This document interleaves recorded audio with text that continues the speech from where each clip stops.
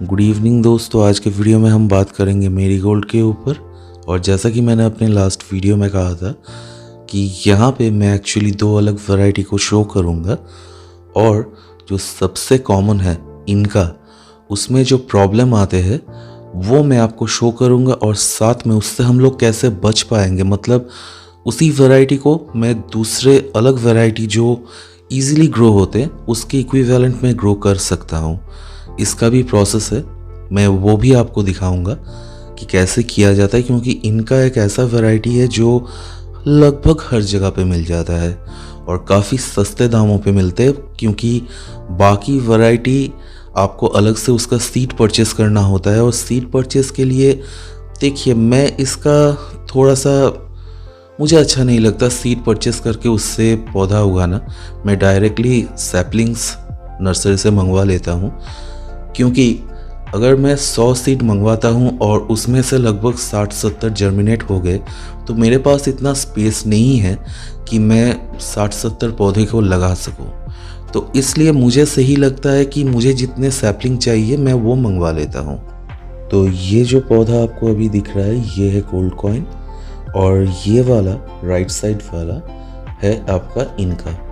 आप दोनों का पत्तियों का डिफरेंस देख के समझ सकते हो कि दोनों अलग वैरायटी है।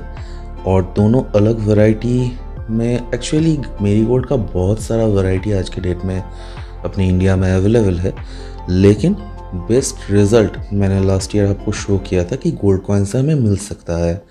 आपका केयर भी लगभग सेम है, आपका खर्चा भी लगभग सेम है, लेकिन हाँ वो पर्टिकुलर वेरिएंट हर जगह पे अवेलेबल नहीं है, इसलिए ये प्रॉब्लम आता है। तो चलिए देखते हैं इनका को हम लोग कैसे गोल्ड कॉइन के इक्विवेलेंट बना सकते हैं। आपने एक चीज़ नोटिस किया अभी, देखिए मैं आपको अच्छे से शो कर देता हूँ। यहाँ पे सबसे पहले तो देखिए अभी मुझे फूल नहीं लेने, तो इसलिए मैं सारे बर्ड्स को यहाँ से निकाल दूँगा। मुझे और कुछ दिन वेट करना है ताकि इसका जो वेजिटेटिव ग्रोथ है वो कंप्लीट हो जाए, क्योंकि फूल और वेजिटेटिव ग्रोथ एक साथ लेना काफ़ी मुश्किल होता है एटलीस्ट आपके स्टार्टिंग में, क्योंकि पौधा जब तक सही जगह पे ना आ जाए, सही शेप पे ना आ जाए, आप अगर उससे पहले फूल ले लेते हो तो बाद में पौधे को प्रॉपर शेप देना काफ़ी मुश्किल होता है। तो इसलिए मैं थोड़े दिन बाद इससे फूल लूँगा।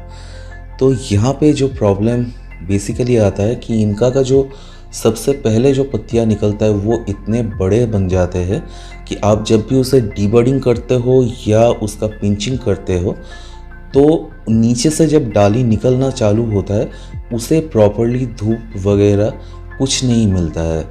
और गेंदे के पौधे में अगर प्रॉपर धूप ना मिले तो उससे प्रॉपर आउटपुट ले पाना लगभग नामुमकिन है।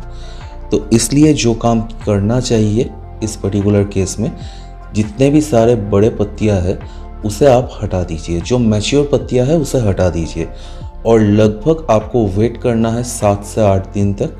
और खाद आपको इस टाइम के दौरान, जिस दिन आप ये काम कर रहे हो, सेम डे में काम कंप्लीट होने के बाद थोड़ा सा मैग्नीशियम सल्फेट और यूरिया, ये दो पर्टिकुलर चीज़ आप 1 लीटर पानी में मिलाइए 1-1 ग्राम करके और अच्छे से इसको स्प्रे कर दीजिए। तो उससे क्या होगा, यहाँ से जो साइड का नोट्स है वो फट के बहुत जल्दी बाहर निकल के आता है, और जो छोटे पत्तियाँ है वो काफ़ी जल्दी बड़ा होना चालू हो जाता है, क्योंकि अगले दिन सुबह, और ये काम अगर आप रात को करते हो तो आपको एक्स्ट्रा बेनिफिट मिलेगा, क्योंकि रात के वक्त ये काम करने से हम लोग पौधे को कुछ एक्स्ट्रा टाइम प्रोवाइड करते हैं। क्योंकि देखिए अगर आप दिन के वक्त ये काम करोगे तो पूरा दिन धूप रहता है, तो वहाँ पे वो बर्न आउट होने का चांस रहता है। तो ये सब काम रात के वक्त करना सही रहता है। और गोल्ड कॉइन से इसका जो डिफरेंस है वो मैं आपको बताता हूँ क्या है। इसका जो इंटरनोड गैप है इनका का, वो गोल्ड कॉइन से काफ़ी कम है, मतलब 2 पर्टिकुलर नोड का जो गैप है वो काफ़ी डिफर करता है। गोल्ड कॉइन में वो काफ़ी ऊपर में आके अपना नेक्स्ट स्टेप देता है।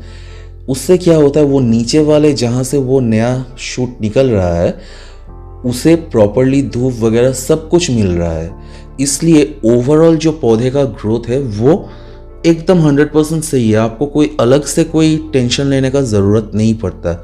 उस वेरिएंट पे। आप सिंपल उसमें खाद डालो, वो अपना रिजल्ट आपको शो कर देगा कुछ दिन बाद।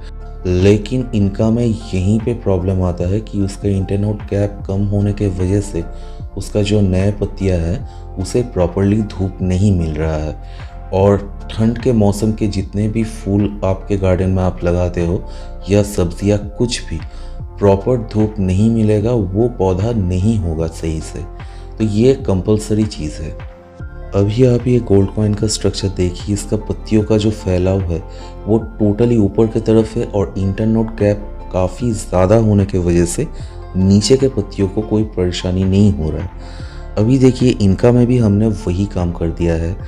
यहाँ पे ये नीचे के पत्ती सारी जितने भी है उन सबको मैंने ओपन कर दिया ताकि इसका ग्रोथ प्रॉपर हो जाए, क्योंकि पुराने पत्ते वैसे कुछ दिन बाद नष्ट हो जाएंगे।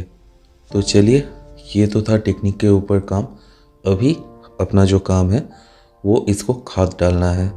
तो सबसे पहले थोड़ा सा गुड़ाई कर लेते हैं, और गुड़ाई करते हुए ये देखिए मेरा जो क्राइसेंथेमम है लगभग रेडी है फ्लावर देने के लिए। जैसे कि मैंने आपको पिछले वीडियो में बताया था 05234 का एप्लीकेशन होगा अभी, ताकि इसका जो बडिंग का प्रोसेस है वो इनिशिएट हो जाए।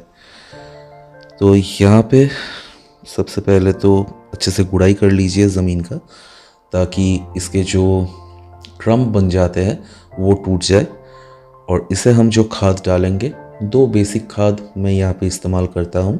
एक है आपका बोन डस्ट और दूसरा है हॉर्न मिल। हॉर्न मिल अगर ना मिल रहा है आपके वहाँ पे तो आप आराम से वर्मी कंपोस्ट का यूज़ कीजिए।